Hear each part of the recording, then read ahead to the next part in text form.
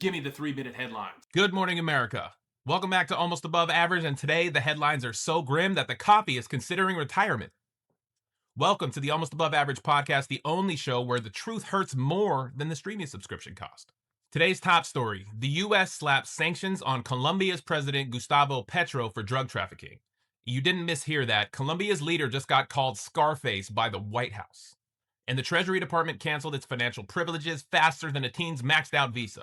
President Trump's team wasn't content with a slap on the wrist. They dropped the hammer, then sent an aircraft carrier strike group to prove that diplomacy isn't their strong suit. Diplomacy failed, so now we're showing up with the Navy firepower, reminding the world that peace talks might just mean talk to the Navy.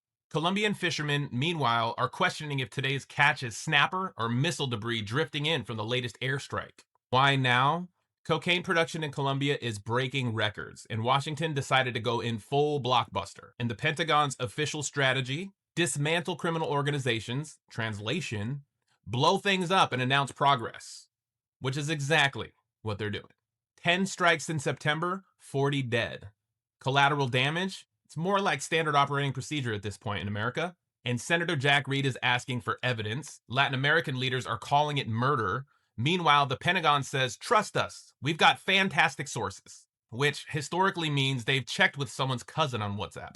In other news, Venezuela's President Maduro is prepping for his next anti-US TED Talk, and Petro's response is paradoxical. Diplomatic for, are you kidding me?